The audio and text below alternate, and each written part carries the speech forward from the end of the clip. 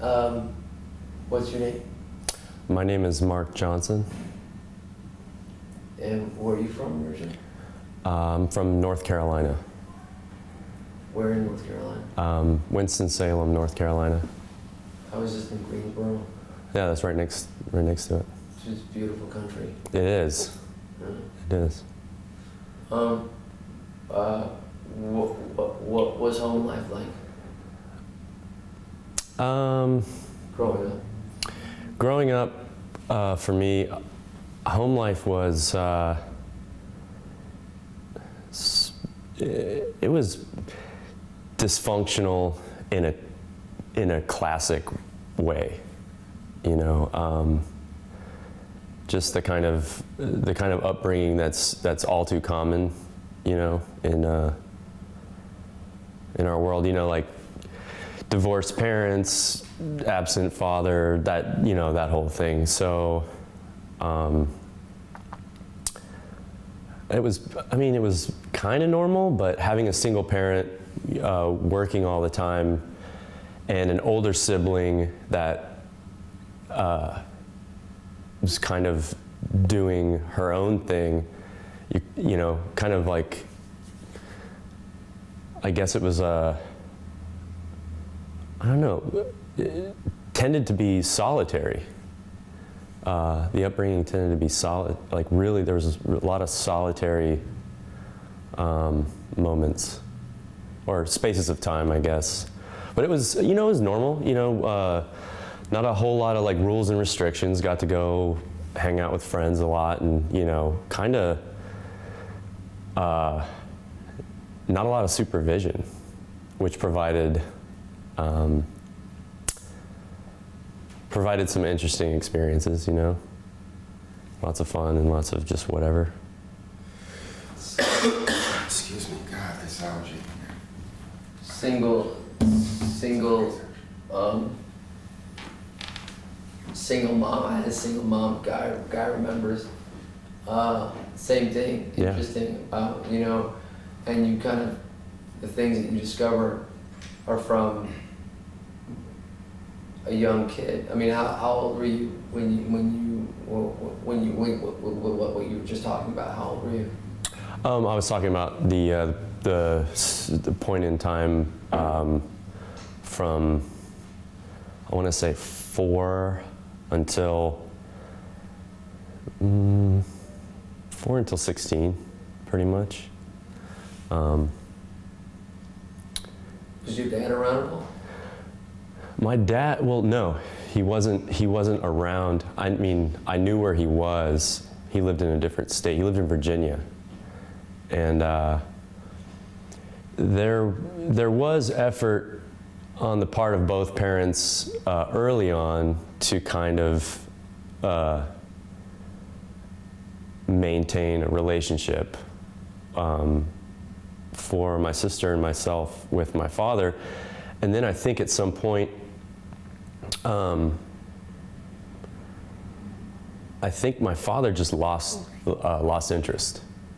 You know, he had his own problems or his own issues or demons or whatever you want to call them. And there was a point in time where he just like fell completely out of my life and just disappeared. So. How old were you? The last time I saw him, I think I went in the summer of 87 or 88. I stayed with him for a month, and that was the last time I saw him. And he disappeared after that. I mean, from he just lost all contact with, even people from his own family.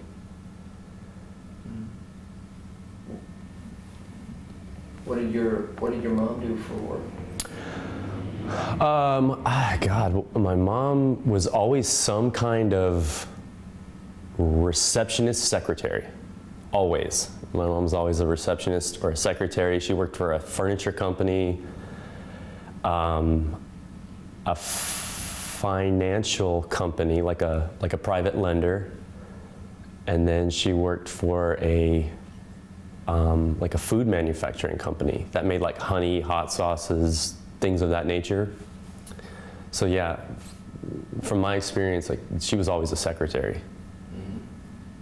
But what did you growing up? What were your interests, and what were the things? What were your interests, and who were the people that you looked up to? Growing up, I didn't look up to anyone growing up. Well, in that area of the country, during that time, in my own specific circumstances, I wasn't really around a lot of people. You know, it's like you're around your home base. When you're a young kid, you're basically around your home base unless your circumstances dictate otherwise. So it's like the only people I knew were, you know, kids in the neighborhood. You know, and I didn't really look up to any kids in the neighborhood. It was just kind of, I guess just aimless wandering as a kid, you know.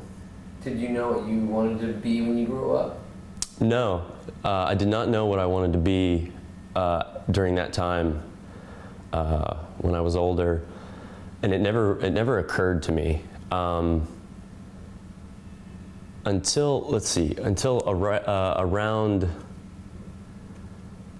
around maybe the 4th or 5th grade. I had well, let me backtrack. Like, you know, probably around like the age of 10,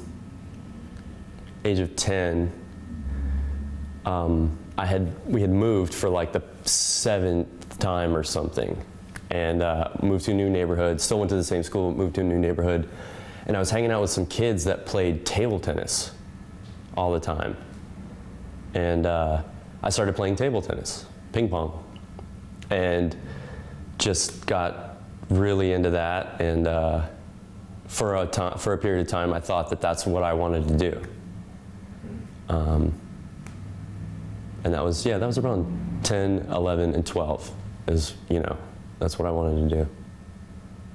What kind of that's rap. What kind of music were you listening to? I didn't listen to music. Didn't start listening to music until I was 13. And who was the band? Red Hot Chili Peppers, Jane's Addiction.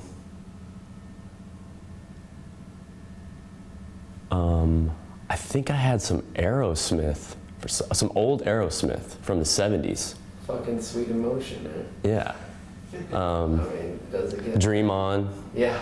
Yeah, it's weird. Like, my sister was really into like metal music, like heavy metal and stuff. Yeah. And I never really got down with too much of that stuff. And since we didn't get along, anything that she liked or did, I absolutely hated. I don't care if the music was good, I hated it. Just to be that guy. But yeah, I started skateboarding when I was 13. On my 13th birthday, I got a skateboard. What kind of board? I got a Monty Nolder. I got a Monty Nolder board that was on the brand called Hosoi. Who was Monty Nolder?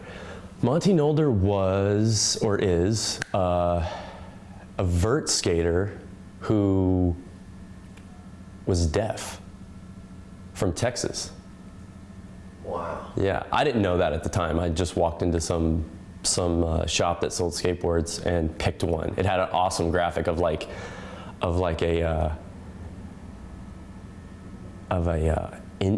Indian head nickel on it with like the sunrise in the background. That was kind of like the trademark Hosoi thing, and it was purple.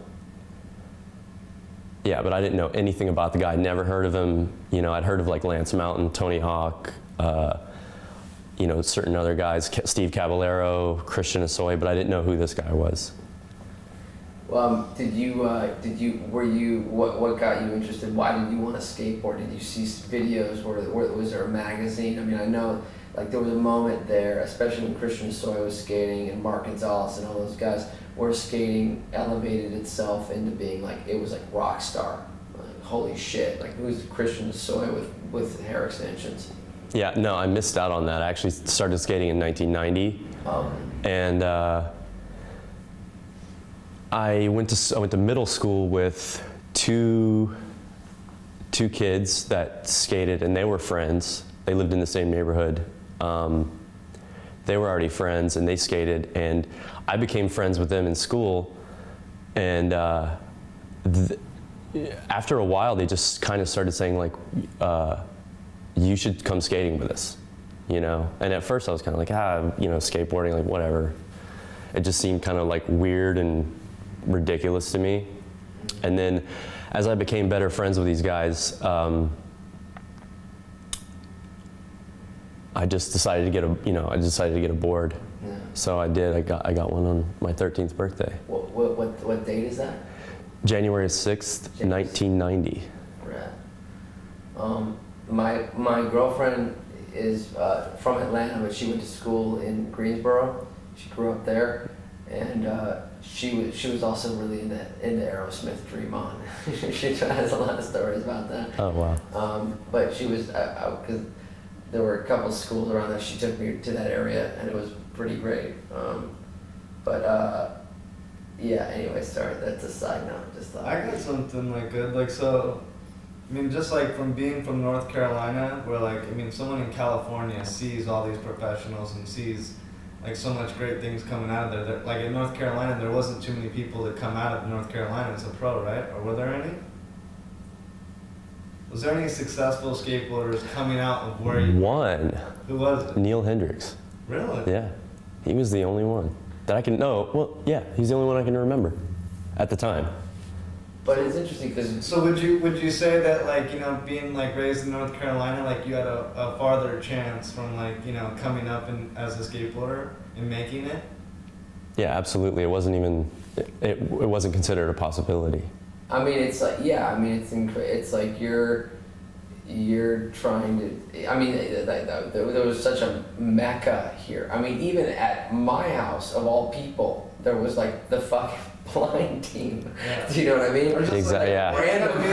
You know what I mean? It's like when I was young, you go down to everywhere. Venice Beach and you see all these guys making it, and I can imagine in North Carolina there was none of that. You know what I mean? So Yeah. it's like that must have been. Were there any skate parks, or what was the climate like that for skating? There were 3 skate parks in the entire state. Wow.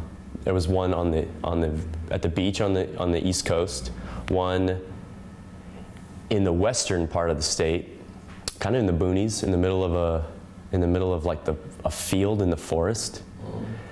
And then there was one in the middle, which was called Eastern Vert, which is the one that I went to. And Are you or are you a vert skater or a street skater? I am primarily a street skater, but I did skate vert a little bit when I was younger. Mm-hmm. When you first got the board and you started skating, were you like, I want to try this trick, or was it just about skating? It was when I first got a skateboard, it was more about having that connection to these friends that I'd made in school. It was like an excuse to hang out with them. It was something that it was something to do after school. Whereas before it was just like we were friends in school, and then after school they went and did their thing, and I went home.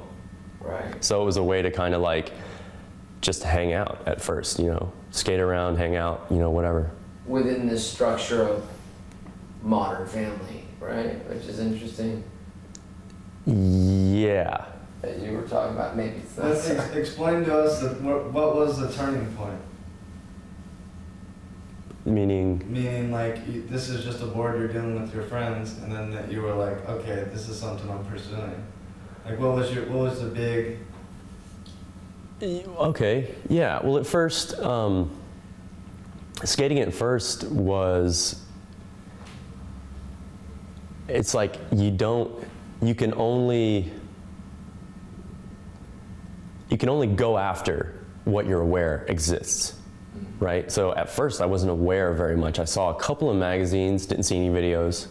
Saw a couple of magazines, didn't know that there were very many tricks, you know? So it's just be like riding around with our friends, you know, trying to ollie over 2x4s on the ground. Right. And then I started hanging out with some older kids, and back then there were no videos.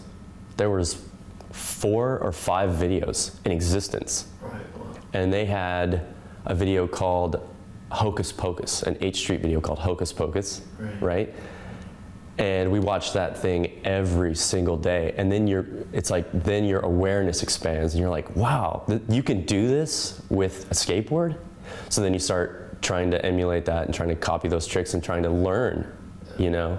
Let's talk, not to digress too much, but Yeah. let's talk about Hocus Pocus. Like, what was that video? Just for the people that don't know, the video. Who was in the video? Oh God. Okay, Hocus Pocus was a video. There was the second video by a company called H Street, and I believe it came out in 1989. So it was already a year old by the time I saw it. And at the time, H Street was kind of like an underdog brand. And that video was raw. It was like so homemade looking, in contrast to like the production value of like a Powell Peralta video, which was more like a movie, you know? Like, Hocus Pocus was filmed on just like crappy old video cameras, like bad angles, like just do-it-yourself raw street skating. VHS shit. Yeah. Yeah, VHS, like just really bad quality. Who were the skaters in it? At that time, H Street had something like 40 people on the team.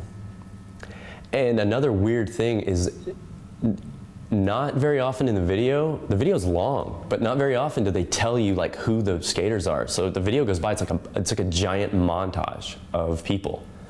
And, but I can remember in that video, it was, Ron Allen was big. Matt Hensley was like the dude. Like his part was amazing. There was a little bit of footage of Brian Lottie in there. Colby Carter, Tim Gavin was in that video. Mike Carroll, I think, was in that video.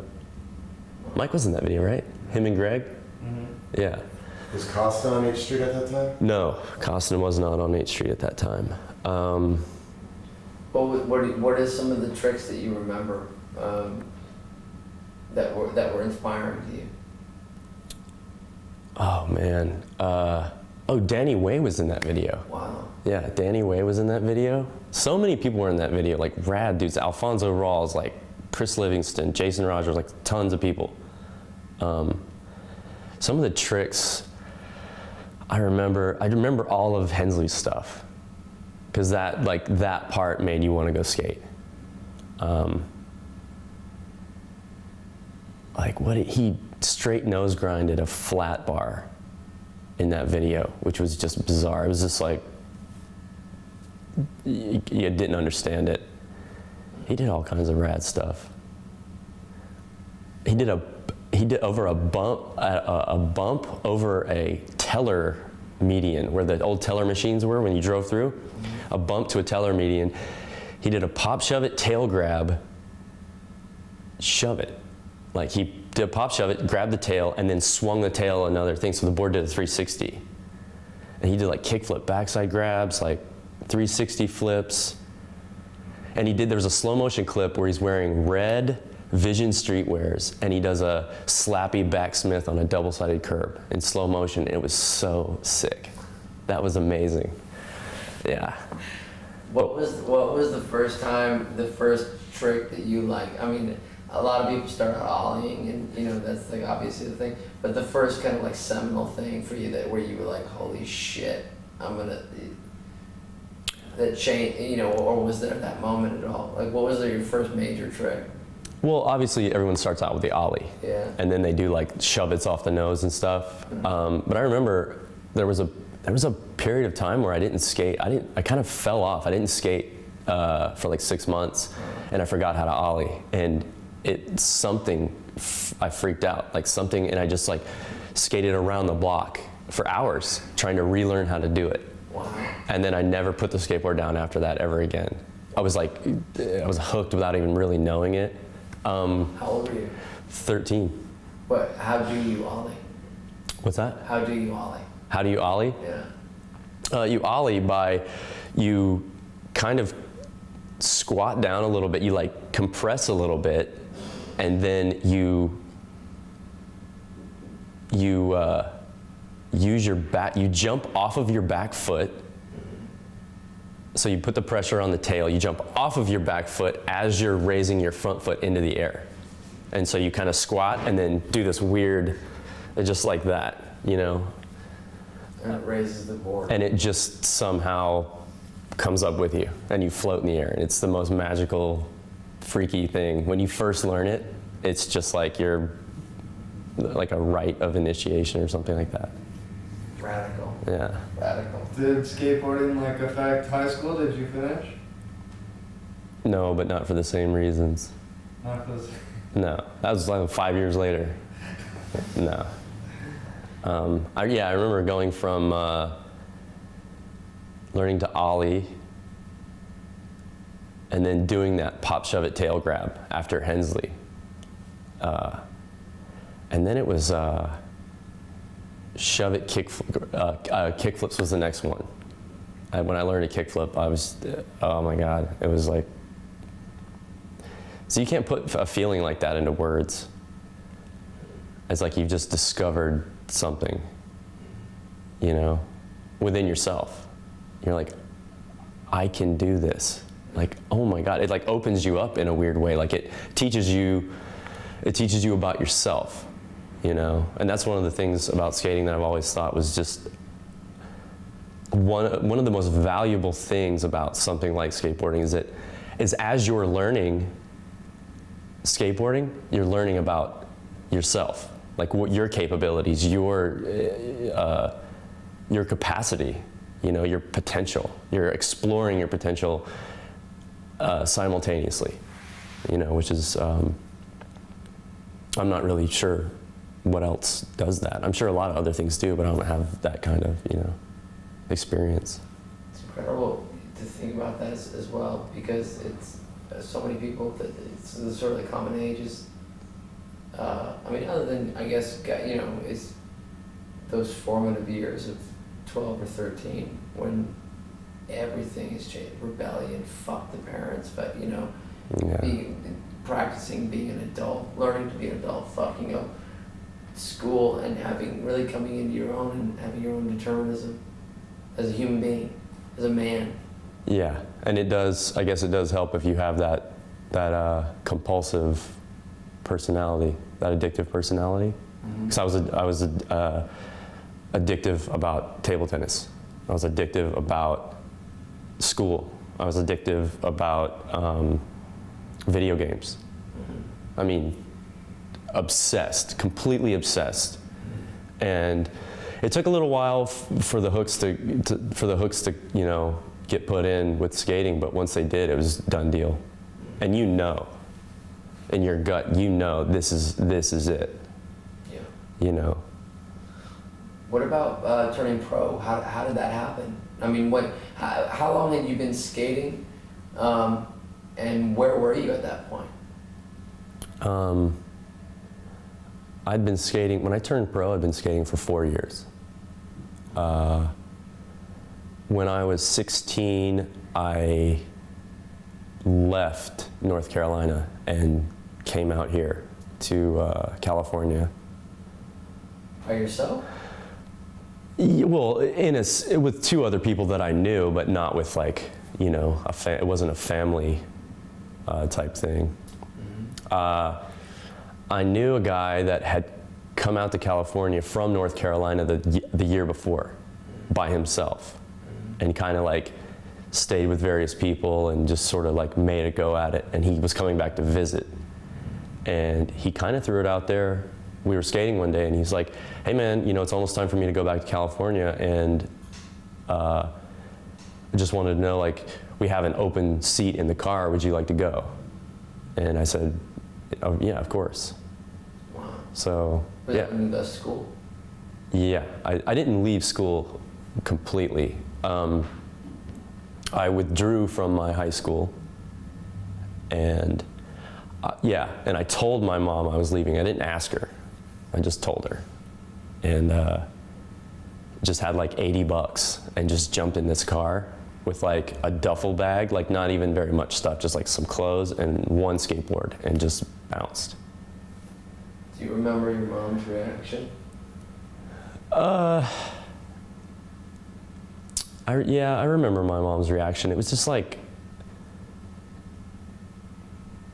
kind of resignation, I guess. I guess at that point in my life, at 16, I'd almost sort of abandoned that parent, that mother-son or that parent-child dynamic. I treated my mother like a roommate in the house. I didn't disrespect her. That wasn't it. I didn't disrespect her. I didn't pay very much attention to her, you know. And by that time there were no, she didn't pay very much attention to me either. There was none of the, when will you be home? Do you need any money? Where have you been? It's like I was a roommate in a house. And that the dynamic in our family had completely changed. And my sister was never home, I was rarely home, and my mom was rarely home. She was out doing her thing, you know, like hanging out with a boyfriend or at work. Half the time I didn't know where she was. And she didn't know where I was, and we didn't know where my sister was. So it was strange. I mean, you know, typical dysfunction, if you could say it's like typified by any kind of situation, but so I left. Yeah, my girlfriend talks about her own family, and I guess it's like just a bunch of strangers that just met each other, you know, crossed paths and kept going. And that you know, growing up, I always thought that was weird after I saw. At first, you know, when you don't know anything else, you know, you don't see any of your friends' families and whatever, and as you get older, you come in contact with people from school, and you go over to their house, and you know, you do a little, like, you sleep over, you stay over one night or whatever, and you see how their parents treat them. And you see that, like, their parents, like, are concerned, and it blows your mind. And what happens is you take that back home with you, and then you start looking at your life or your situation or your parent or parents, in my case with like disdain, you know, kind of like bitterness, like just kind of like, well, my friends have awesome parents who do all these cool things for them, and you're never here and you don't care like what I'm doing, where I'm at. Like I could be dead on some railroad tracks right now and you'd never know. So it, you know, in your younger years, it kind of gets to you a little bit, but at the same time, like you just become jaded. Like you adapt really quickly to it. Yeah. If that's pretty much all your home life has been. And there's nothing to do with fucking skate or whatever it is you're doing at that time. You know, I mean, at a certain point, you know, follow your obsession. You know. Yeah. So I don't know. Maybe I shouldn't speak for you, but I mean, you know. Yeah, it was just, you know, my experience was my experience was common among my skateboard friends at that age, you know, 13, 14, 15, and 16 for those, you know, 4 years. I had a lot of friends who just, you know, divorced parents, a lot of like angst at that age when you're discovering what it is. Yeah. You know, like you're putting your feet into it and you're like, ooh, this feels right. Yeah, right. You know, and it is a bunch of like the, all right, I'm going to listen to this kind of music because these guys that I look up to listen to it, and it's just like, yeah, you know, like counterculture at that time. It's just punk rock and just weird, you know, just wild music or whatever. So what happened at 16? What led up to? I mean, did you like move to like California to pursue skateboarding? And where the fuck did you live? I mean, Okay. So at 16, I did know a guy who'd already been to California, came back, and on his way out, gave me a seat in the car. Didn't take a second thought. It was like, I'm out, gone. So $80 doesn't get you very far when you're going cross country. Not at all. These guys had learned this bizarre thing. Well, at the time to me it was really bizarre because I didn't know anybody else who knew how to do it. These guys had learned how to get money out of like drink machines and snack machines with a dollar bill with tape on it. You know, you put the dollar bill in, the machine registers $1, you pull it back out. The machine doesn't know you've taken it. Still gives you the product and the change. These guys were just doing that up and down the country, and that's how they got money, you know. And going across the country, we kind of lived off of that. I never did it, but I definitely like ate off of it to an extent for a month or two or something until I got a job, you know. So we landed in San Jose, California, and stayed for a week with some people that they knew, and then drove straight down to San Diego and proceeded to kind of immediately start looking for an apartment and whatever, and just got jobs, got an apartment, and just skated, you know, sometimes and just whatever. But I didn't have... What was your first job? My first job was when I was 15. I worked at a movie theater.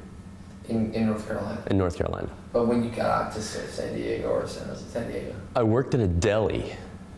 My first job in California was at a deli that was 2 blocks from my apartment. And I was a busser. And I remember they fired my roommate because he didn't show up for work because he went skating. But I wasn't scheduled to work that day. But because we were roommates, they fired both of us. And then I worked at a sandwich shop. I did like prep work and I cut bread at a sandwich shop. For how long?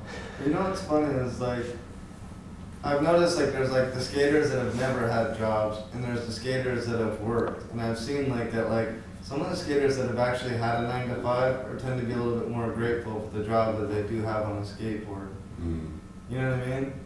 Yeah. Like Vincent that like worked in a meat factory for, you know what I mean? Like Yeah, I've had, you know, plenty of jobs. I've had like 5 or so jobs. I mean, how many jobs can you have from 15 to 17? Like, you have these kids like Michael that never worked like a real job a day in their life, and it's like don't know how grateful it is to actually.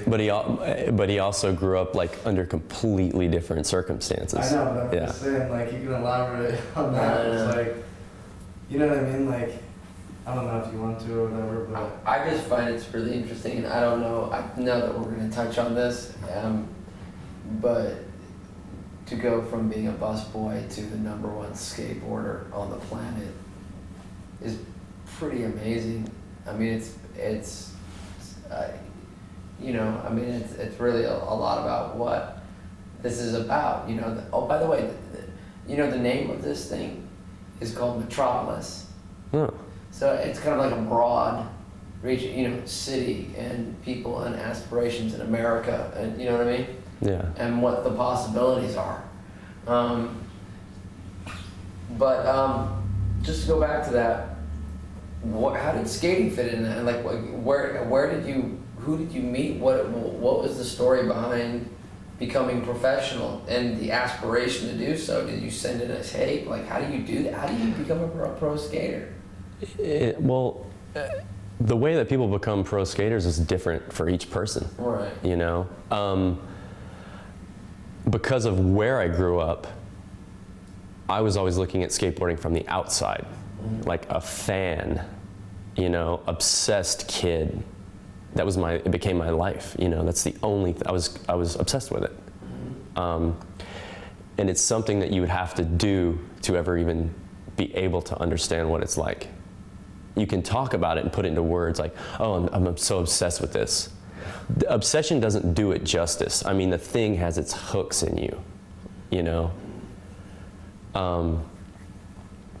But like I said, growing up where I grew up, and it was just not part of the equation in my mind. It wasn't a possibility. It's like, okay, I'm gonna skate. I love it. I'm gonna skate, and that we didn't go any further than that. Right. You know, I was still 16, 17, and then so I moved to California, and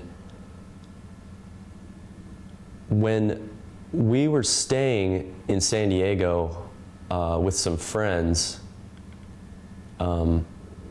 two of whom were already, or three of the guys were already sponsored. And one was pro already.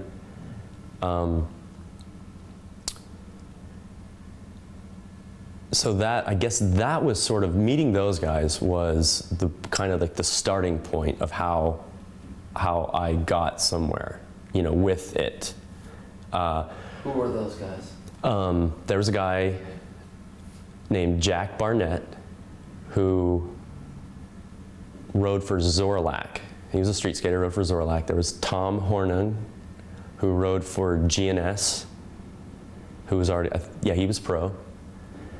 And there was a guy, Chip Van Ham, who rode for ATM. So those guys. For the cash. That was, which, funny, ATM was started by Mark Gonzalez. Yeah, and that was the thing, ATM strictly for the cash. Yeah, but I think Mark was already gone at that time. Oh, really? Yeah, I think he was, I don't know what he was doing. I think he moved to New York to do art at that point. This was late 94. Okay. No, late 93, Yeah, right. actually. Right, well. That's right, November of 93. So I kind of got skated with these guys, didn't really know them, but skated with them kind of by default, you know, like my roommate was friends with them. And my roommates and I had a video camera, and we would film each other every once in a while. And just, there was this like footage laying around the apartment, and one of those guys came over and watched footage one day. And he ended up being the team manager. When GNS folded, they decided to create a new brand called Maple. And he became the team manager for Maple. So he saw footage of me skating and wanted to kind of give me boards and, you know. Flow. Yeah, like kind of like flow, whatever. Yeah. And I remember right before my 17th birthday, I went to Las Vegas with him to skate with another guy out in Vegas, Paul Smith, who rode for GNS. And then they brought him over to Maple. And that was kind of like tryouts, I guess. Right. Yeah, and that went really well. And then it, you know, just got flowed boards for a while, and then showed them more footage in the summer. And then in October of that year, like literally being sponsored or being on Flow for 6 months, 7 months, they offered to turn me pro, which I said no. I said no. Why? Well, I think at the time it was like, I said no because I'd only been skating for 4 years. I was still learning how to skate. You know, I was still getting comfortable with things. Like, I was hitting this point where I was figuring out skateboarding and learning tricks like left and right, putting what I already knew together, you know, like building blocks, like Legos or something. But I didn't feel like I was good enough. Bottom line, I said no. I said, I don't deserve a board. Look at, if you throw me in the arena with these guys, it just won't look good for you, because I'm not good enough to be pro. So a few months went by, and they offered again, and by this time I was starting college. So, You came out to California, you were working jobs, skating, and you decided to go back to school? Well, I did homeschooling. Oh, wow. So I homeschooled I got emancipated from my mother. I did too, yeah. Yeah, I got emancipated, did that whole process, finished my junior year through homeschooling, and then I had the summer, you know, and I never went back to homeschooling. I just didn't continue. I didn't start my senior year. Instead, I just went to college. Oh, cool. Because in California, you don't need to graduate high school to go to college. Yeah. And when I figured that out, I was like, oh, screw that, I'm not going back to that crap. Like, I'm going to college. Wow. So I agreed to turn pro because I knew that I needed money to pay for books, because books are like $100 each. Yeah, and you know what a pro check was in those days? Unless you rode for, you know, Blind or Plan B or whatever, a pro check was $300 a month. A month? Yeah. And that wasn't even enough to like pay for books for school. Yeah, right. You know, so. Wow, man. So I said, yeah, I'll turn pro, but you can't pay me $300. You have to pay me $800 because my books are like $500 and I need to eat. So they agreed. Wow, Yeah. man. That was with Maple. You turned pro with Maple. I did. I turned pro for Maple. How long were you with them? I was with Maple for 3 years. So basically to like 97? Yep. Yeah. And who do you skate for now? I skate for Chocolate Skateboards. Yeah. What, can we, sorry, not to confuse You you. had throw some you off. questions. But I had some questions just in some things. When did Enjoy Skateboards come about, and how did that come about? Enjoy came about in 2000. And after I left Maple, I helped start a brand under World Industries called A-Team. And that lasted 3 years. And a bunch of the writers kind of bailed and they wanted to do their own thing. So it was sort of, a lot of people weren't really feeling it for that 3 years. It was just kind of strange. Any particular names that are standouts that were on that A-Team? Yeah, it was Rodney Mullen, Chet Thomas, Gershon Mosley, Dave Mayhew, and myself were on A-Team. And Gershon left in '99, either late '99 or the spring of 2000. Chet left in the spring of 2000. And when I found that out, I told Rodney Mullen that I was out too. Because I wasn't really feeling it, the brand, the way that the brand was and the marketing and everything. So Rodney said, what do you want to do? Where are you going to go? What do you want to do? And I was like, let's start another brand. Let's just start something that's fun. And so this was in April of 2000. And he goes, all right, let's get to work on that. And I was like, I just told him, I said, Rodney, I've got tons of ideas. Like, this was such a serious thing. A-Team was so serious, and just the vibe was like, had a very military like aesthetic to it. Which was not up my alley whatsoever. And so I said, Rodney, I've got some ridiculous ideas. So he goes, all right, do it. So at 23 years old, World Industries gave me my own brand, my own whatever, to do whatever I pretty much wanted with. So that's just, Enjoy was a product of just living this ridiculous life with this ridiculous group of people in San Jose, California. All of my friends, yeah. Who are some of those people that you lived with? Jerry Sue's a legendary Enjoy writer, but I don't know who was on the team then. Enjoy started with Rodney, myself, and Dave Mayhew. He came over from A-Team as well. So it was us three. And then we got Jerry, Sue, and Louis Barletta as a package deal. And it was just, yeah, and the group of friends that we had in San Jose, that a lot of these ideas and a lot of this ridiculousness came from, were our little group, our crew of friends. We called ourselves, we just called, of this video that we made, we called it tilt mode. Like setting it on tilt mode, like the old V8 commercials where the guy's walking and his glasses are on crooked and he's just tilted.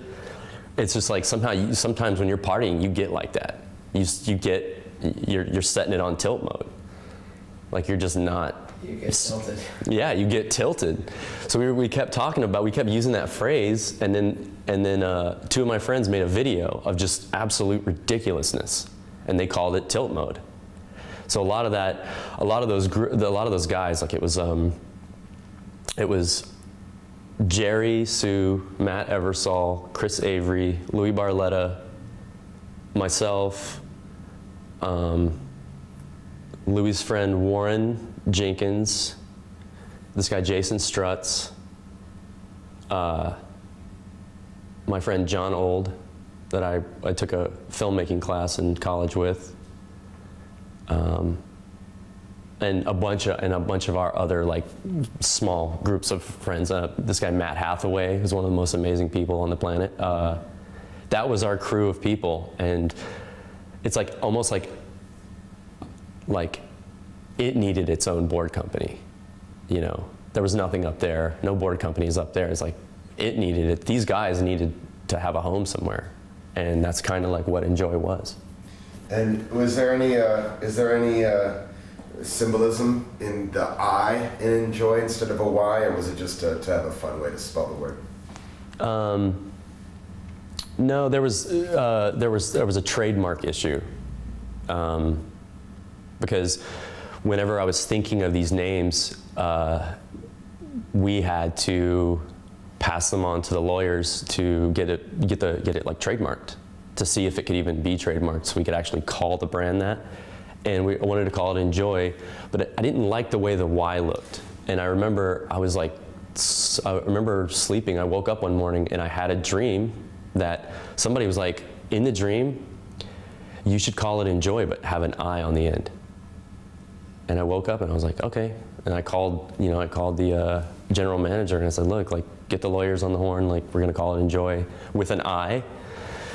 So, yeah, it kind of came about like that. Yeah. In a dream, I was talking to someone, they're like, yeah, why don't you call it Enjoy, but with an I?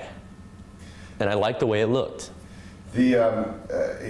That company for years has always been known to me and people that I know as being one to kind of take a whole fresh, that sort of similar to Girl, actually, I think, but with different graphics. But they kind of went, you know what, instead of all this like really serious, heavy graphics and things, we're gonna have like a yellow bunny rabbit on a pink board. And it's just gonna say Enjoy. Like really light, fun, kind of almost like cute things, but yet you have these beasts on your team, these guys that were such heavyweights. Was there something about that in the design or the blueprint of what you were doing with this company, with the graphics and the whole aesthetics of what you guys were doing? Stylistically. Yeah. Yeah, well, the art direction behind Enjoy was like wanted things simple, wanted the whole thing, like when you look around, it's just, you see a lot of people that take themselves so seriously, like they're changing the world or, whatever. And that, egos and just ridiculousness and just people just so full of themselves and their heads up their asses, and which is stuff that just turned all of us off. We were goofs. We loved to party, and that's what we based the brand around. And as far as the aesthetic of the design it was more like, at first it was very simple, like subtle and simple. Simple's better. You don't need to have a graphic that's just so complicated and so over-involved. It's like, how about 3 colors on a board and have it just say something obvious, like, yeah, this is an Enjoy board, And that's just kind of where it started. Just simplicity absurdity. That's one of the things that I wanted it to be. I wanted it to be completely absurd, where either you get it and it's funny, or you just don't get it, you know? So it was, especially with a lot of the advertisements and the catalogs and stuff, it was, a lot of the things were jokes, but they were sort of like, I was trying to go like highbrow, like a little bit, like things that would like, sort of like make you think a little bit. And not do marketing. It was like almost like anti-marketing, you know? We're not gonna show you our riders skating. We're gonna show you some bullshit, some ridiculous bullshit. Hopefully you laugh. If you don't, not our fault, you know, like that's your problem. Right. So. And with the San Jose thing, I mean, all your riders were in the Bay Area, right? No, not all of them. Rodney was in Los Angeles. Okay. Dave Mayhew was in San Diego. But everybody else was in San Jose. Okay, good. You know, that's like a good thing, like with Enjoy too. Like, I think it's funny. It's like you barely got sponsored. All of a sudden, you're thrown all this like you know, leverage or whatever. And already at that point, your first company, it's like you're trying to base it around being fun and not so serious. And like, why do you think that? I don't know. Why do you think it goes there? Like, I mean, I know why, but like, you know, like, why do we still try to have to keep it so fun in a thing that's so serious? You know what I mean? This industry is so serious, but we need to keep it fun, to keep it like what it was. You know what I mean? When we first got the hooks into us. Yeah. Like, do the breakdown between like brands being so serious and so jock, and like, you know, you creating this brand to be fun and natural. You know what I mean? Well, yeah. A brand is just an extension of whoever's running it. That's all. That's what it is. And you can look at different brands in skating, and you can be like, well, obviously we know that whoever's behind this is a dipshit, you know, or whoever's behind this is probably at the gym right now pumping iron. Or whoever's behind this doesn't have a fucking clue what they're doing, you know? They don't skate anymore, and they're just trying to sell a product to make some money, because this is a niche market. It's easy to come into skateboarding and invent something, and all of a sudden you've got a product, and because you know where it's going, you know? But yeah, it's, for some weird reason, it occurred to me that it was absolutely ridiculous. All of it. It was just like, look at what we're doing. We're playing on these little toys. We don't need to take this so seriously. Right. That's what you're doing. You're playing on a toy. You might be making a lot of money from it, but you're just playing on a toy. Like, you're not saving the world, you're not curing cancer, you're just playing on a toy. Totally. Chill out. We've got about 2 minutes before this tapes out, so Yep. we're gonna pause and switch cards. Yep. This is awesome. I got a couple more questions coming up on okay. So when and what occurrences or things transpired to cause you to leave this company with these ideals and philosophies that you actually successfully created?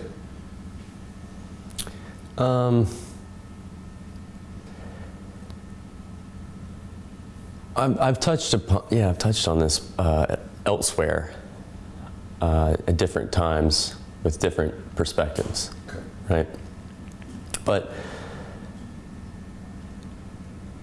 looking back, the reason I left Enjoy was primarily like a crisis of my own that was completely personal, and that involved a lot of things. It was just where I was at the time and how I was feeling about the distribution that it was housed under, and just the way that I was looking at things at the time, working so hard. I mean, I worked my ass off on that brand, and like, you know, 90% of it was by myself. It was like I did the ads, I did the graphics, I did the catalogs, I picked the this, I picked the that, I designed the clothes, I did the, you know, I did a lot of that stuff myself. And didn't ask anybody to shoot photos, didn't ask anybody to film, didn't ask anybody to do a damn thing, you know? And I think I might have, it was awesome, but I think I might have set it up to where I could be disappointed when I did ask them to do something and they wouldn't, you know? It was like, every once in a while, yeah, you gotta kind of work, you gotta do something. And we meaning like the brand was based around just being ridiculous, having fun, partying, you know, whatever. It's all just, let's just have a good time. And it's a big fuck you to skateboarding. Like skateboarding's a fuck you to mainstream, or it was, not anymore, but this was a fuck you to skateboarding, within skateboarding. So we didn't want to do all that generic marketing garbage. We didn't want to have these shitty ads with phone numbers and websites all over the place, like, please buy our products. We're like, fuck you if you don't want to buy our products. We don't want you to buy them, you know? Like, we're gonna call this product like, fuck the customer, you know? And if you get it, you'll buy it. But I think I set it up to where these guys just they settled nicely into that routine of just partying and having a good time. And we skated all the time, you know, but it wasn't serious. And I think there was a point in time about 2.5 years into the company, 2.5 years into the company, where I became serious. And these guys weren't on the same page, but how could I expect them to? Right. I became extremely serious, not about the brand, about other things in my life. And do you want to come back through real quick? What were those things? I mean, just to like shed a little bit more light on that. Okay. At that time, like, I became serious, like going through some kind of something. I don't know what it was. It didn't have anything to do with skating. Didn't have anything to do with Enjoy. It had to do with, for some weird reason, I started wondering about, like, the nature of God or something, I guess. And it, you know, it just happened to happen to me at that age. And the first place you would look when that happens is church, because that's the go-to. And I knew lots of extremely intelligent people that were atheists, were Christians, or, you know, whatever. So I wanted to kind of look for it, you know. And that could be rooted in some kind of like fear of like, I don't know what's gonna happen or whatever. I don't know what triggered it, but it was like this kind of like this period of like, what the hell am I doing? Why am I here? Why are things the way they are? Why am I unhappy? I shouldn't be unhappy, I should be grateful, you know, whatever. And it just led to this whole thing. And I was talking to a friend of mine who had studied comparative religion, and he told me, we were on the phone and I was telling him about this weird crisis. I'm like, dude, man, like, I just feel like I'm not doing a good job in life, you know? I feel like I'm just not being a good person. You know, and he's like, well, that's what they want you to believe, so that you'll keep coming back and keep tithing and keep this and keep that and whatever. And he goes, and I'll tell you another thing, the Catholic Church invented the concept of hell, invented it around 1100 AD. They threw it in there, and it's just to keep people locked in out of fear. And that blew my mind. I mean, he could have told me, you know, anything, like unicorns were the first, whatever, blah, blah, blah. But I didn't know. But I was like, okay, that's it, I'm done with church. The answers are there somewhere, like, I'm gonna find them. And that was like this weird crisis. Like, I wanted to know, like, what the fuck's the point of all this? Was your being a father, did that have something to do with it? Absolutely, absolutely. I'm sure that being a father at such a young age, like, had something to do with it. Because there was a lot of pressure. It was like almost like I need to do this, you know, it's gonna be fun, but I need to do this brand so that I can build something so that my kid can go to college. I need to do something, you know. I need to build something, to have something of my own, because when, if I don't, I'm just gonna get old and they're gonna put me out to pasture when I'm done, when they can't use me anymore, when I'm old or, whatever. So I was like, I need something. That was my thinking at the time. I need something. I need to build something of my own. And yeah, so a lot of the things that I was battling at the time did come from being a father and worrying. Like before I had a kid, I never worried that much about anything. I have a child and I just become this like completely neurotic, like worry, like I just worried all the time about all kinds of stuff. Became stressed out, like all these things were happening to me in a relatively short period of time after my son being born. And I didn't understand them. I didn't have the tools to cope with any of that stuff. I didn't have the tools to cope with being a parent because my parents didn't impart any kind of wisdom on me. They didn't give me anything with which to navigate life because they didn't have anything to give. It was just like, funk, kick you out in the world.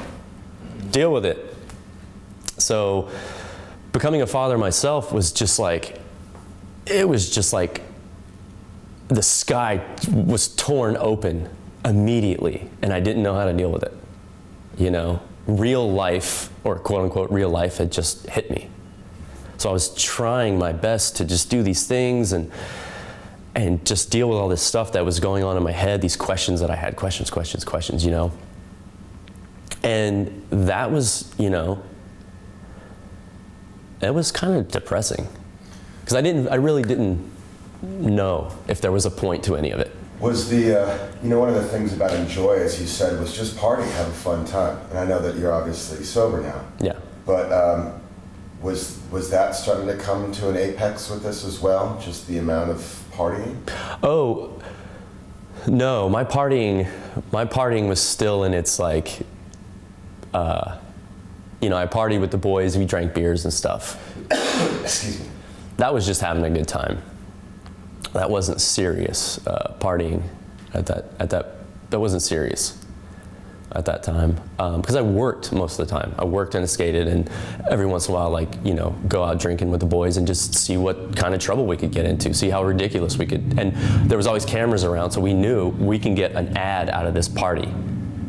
Something crazy is going to happen, that we're going to get some photos that we can use for an ad. Let it roll, let it ride. Just be as ridiculous as we could. And it was so fun. It was so fun. And then it just stopped being fun for me. Not the brand, but life in general just stopped being fun because I was questioning. And mistakenly, I looking back, it's like, dude, you shouldn't have even been going there at that point in time. But it's where I was. So leaving Enjoy, do you think part of it was just sort of like a let's clean house and just change everything? Yeah. Oh yeah. Because it extended to other parts of my life as well. It was just, all I wanted to do seriously at that point was just like get a bottle of wine and disappear. That's all I wanted to do. And I don't know why. It was just kind of like, there's no point to any of this. It was just the whole thing is like, I needed a reason, I needed a point for all of the big everything.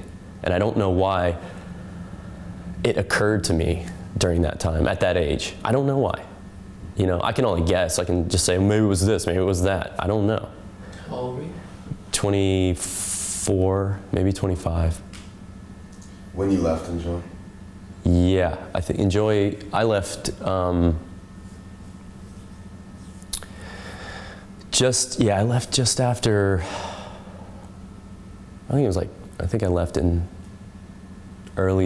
late winter of 2003. So one of the things, and we'll get back to this really quickly, but I just don't want to lose something that we touched on, which was the idea of running a business as it pertains to, also just coming back to the barracks and what that is, the American dream, the things that you do, so many things being under a microscope and being under the spotlight and kind of going, maybe in a nutshell, talking about going from being, North Carolina skater, getting a skateboard, having friends, 2 or 3 friends, to suddenly you have to skate. Yeah, 4 years after, no, I'd say 6 years after even becoming sponsored, I had my own brand. Yeah, that's amazing. I mean, so you go, what an amazing accomplishment. You turn pro. You have your first photograph in a magazine. Boom, you've gotten there. And then, okay, now you have to skate. Now then you take it to the next level. You reinvent the game for yourself. You have a business. And what that difference of like being a kid. Yeah, we've talked about that before. Like, you know what I mean? The difference between like wanting to go skate and do a trick, and when someone calls you up and says, we need an ad, you have to go out and do a trick. It's like, it's fucked. It's inspiration versus obligation. That's like this battle, like good and evil, Inspiration, magic, that's magic right there. Obligation is death. It's just, nothing ruins something like being obligated to do it. It ruins the spontaneity, it ruins this, it ruins that. And people are just always expecting, like, well, don't stress on it. Just have fun with it. It's like, I can't have fun because I don't want to be doing this right now. I'd rather be fishing or sleeping or whatever. But I have to do this, and it sucks. Versus being inspired to do something. You don't know where it comes from, but you want to do this, Inspiration's natural, obligation's unnatural, it's forced. Were you re-inspired when you got to just be a pro and not have to run the business again, going back to chocolate? Or switching over to chocolate? Yeah, it was good. It was good. I did kind of get sparked again because it's all of a sudden I didn't have a lot of this weight on my shoulders that I had asked for in the first place. It's like I was the one that like did all this, did this, dragged a bunch of my friends into it, and then broke out. Like you could be like, dude, that's lame, but it's like walk a mile in a man's shoe. Before you, judge like, why did you do what you did or, whatever. It's not even a big deal now. The company's still going. They're having as much fun as ever. Who cares?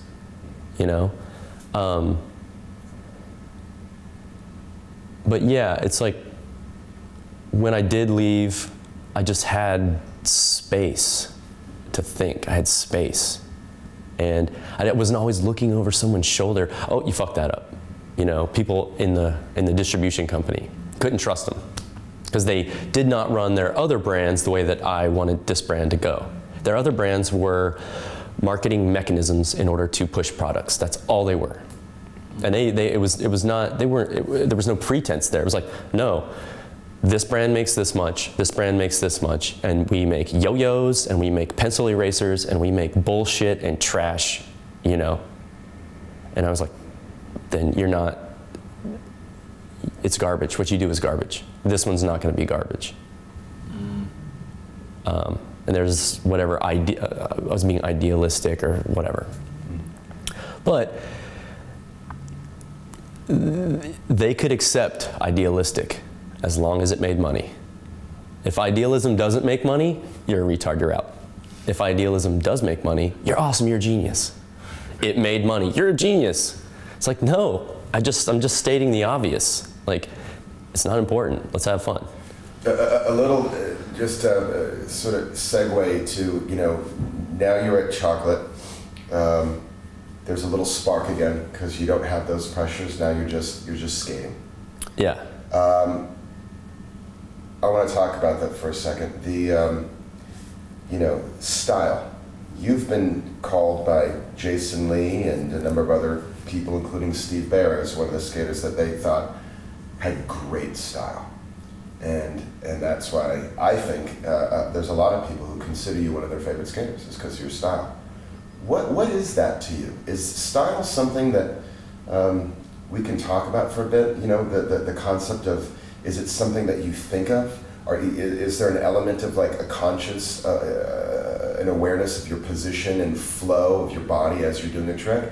Or are you just concentrating on doing the trick and then, holy shit, wow, there's the pictorial or there's the video part and people like the way I kind of look when I do my thing? Or is it about the trick yourself? We talked about this outside, but you know, what is that about your style?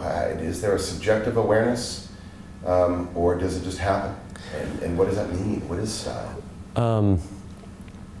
Well, style, as far as it goes in skateboarding, generally comes from two things. It comes from the way you dress and the way you move, your body language. And it's something you grow into. Not necessarily the dress. I mean, everyone, you know, clothing comes and goes in phases or whatever. And you kind of grow into your taste for certain clothes. Or you don't. And you can tell people that haven't, they're just floundering and they look ridiculous. But the body language thing is something I just think you grow into because you do something for so long. I mean, do you have to think about walking down the sidewalk? No. But if you were to really examine how miraculous that is to do that, but you've just grown accustomed to doing it, you know? It's like saying like, oh, how do you do that, man? Like, that's crazy, you know, blah, blah, blah, blah. It's like, how long have you been walking? You know, have you ever done a cartwheel? How weird is a cartwheel? That's amazing. That's a feat of insane balance or, you know, whatever. You know, style is just the way that feels right to do something. You know, just sit outside and watch people walk down the sidewalk. You know, watch someone ride a bike. Like, everyone has their weird style, the way they walk. And some people, if you ever sit at a restaurant outside on the patio and just people watch for a while, some people have some ridiculous style when they're walking. You're just like, oh God, why is she walking that way? It looks insane. You know, it's the same thing. If you've been doing something for so long, you know what feels right and you know what feels awkward and bizarre. And you perfect what feels right and natural, like what flows, as opposed to what just feels forced and fake and gross and just strange. Are there things in skateboarding for you that you look at? You gave me an analogy outside of going to a museum. Nope, nope, nope, yes. Yeah. What are those things that you go, nope, nope, nope to as a skater? Certain tricks and the way that certain other skateboarders skate. Sorry, can you do me a favor? Can Yeah. you just put the statement before that? Oh yeah. Like how do you want me to format that? You just say, like, you know, like the things that I'm not into, or the style that I'm not into, or, you know, whatever is these tricks, or Yeah. these, you know, like. What do you appreciate in skating? Like what aspects of it, or certain people, stylistically?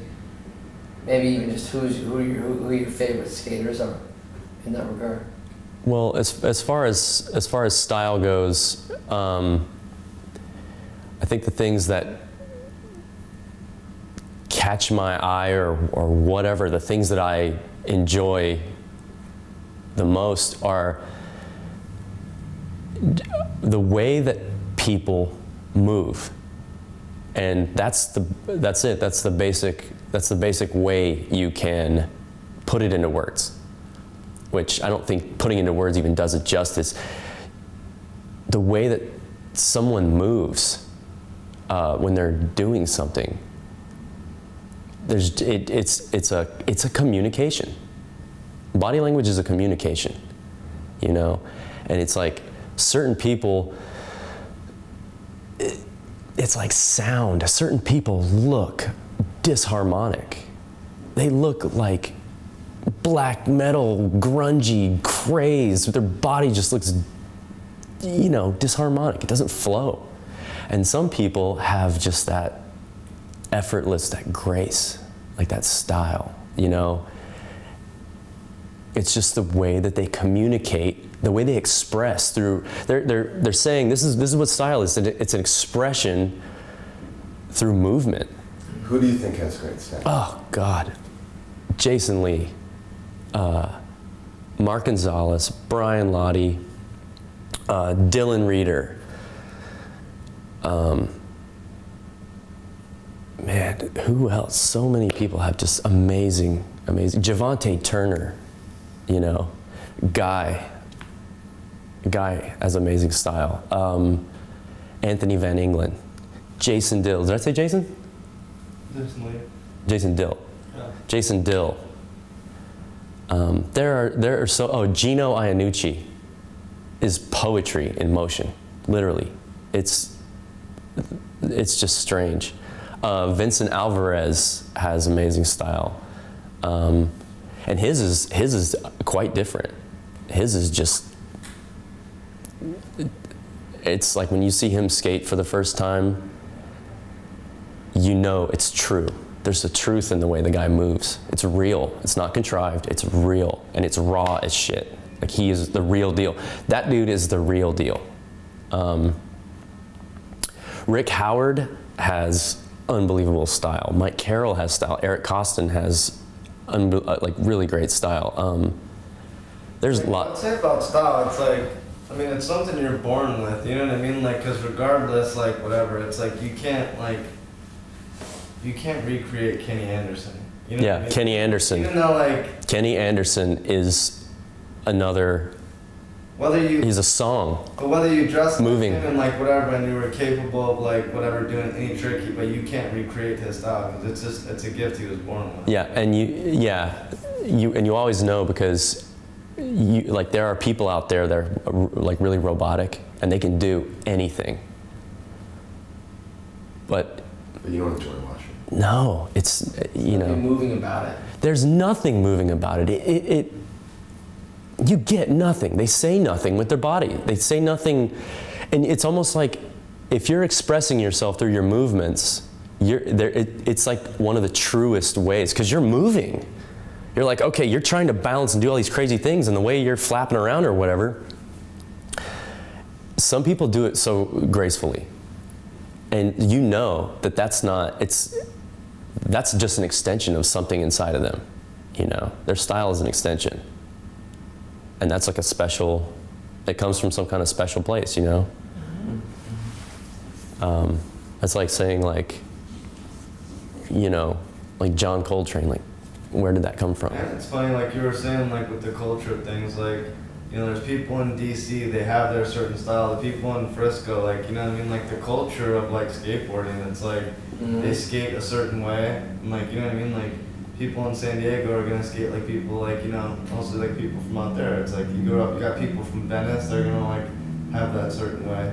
It's very interesting the way, like, that's not actually like the style, but it's a type of skating that comes out of certain areas. It's very interesting. Yeah, at one point it was like that, where you knew you could see someone skating and be like, he probably lives in San Diego. Yeah, like you got like, you know? yeah.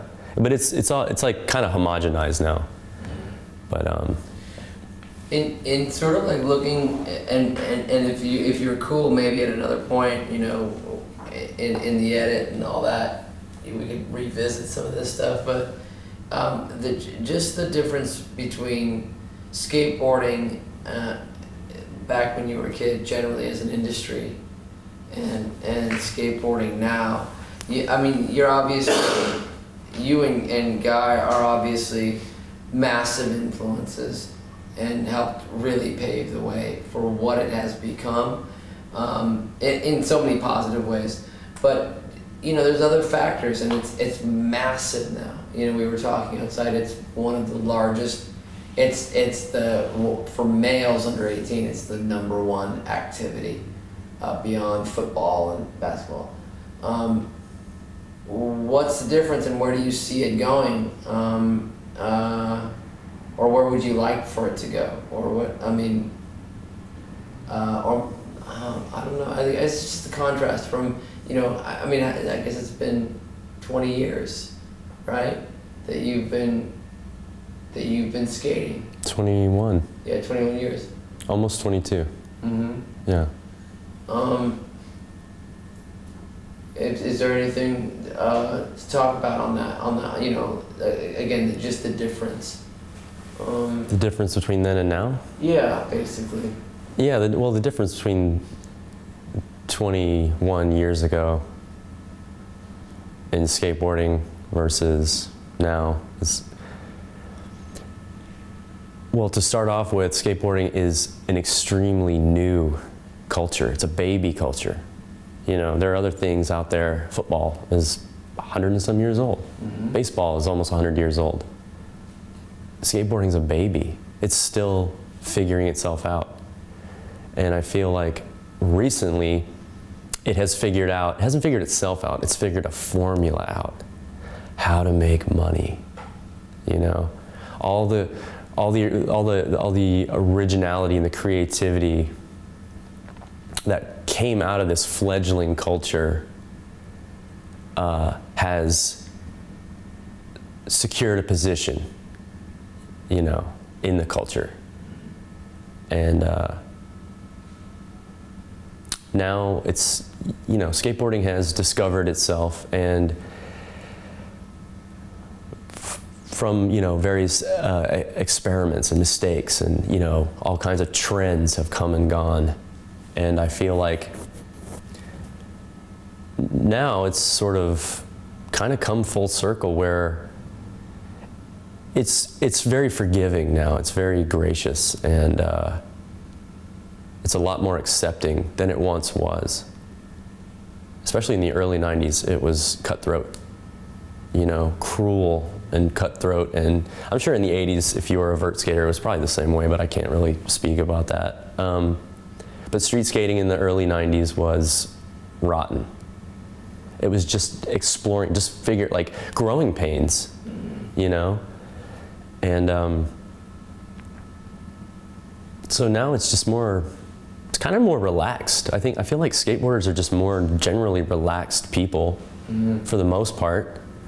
But since it is such an industry, the business people are the ones that are just climbing the walls, tearing their hair out, like trying to figure out how can we make more money. Yeah, I mean, it hasn't been growing. Numbers, it's grown, it's insane, it's grown.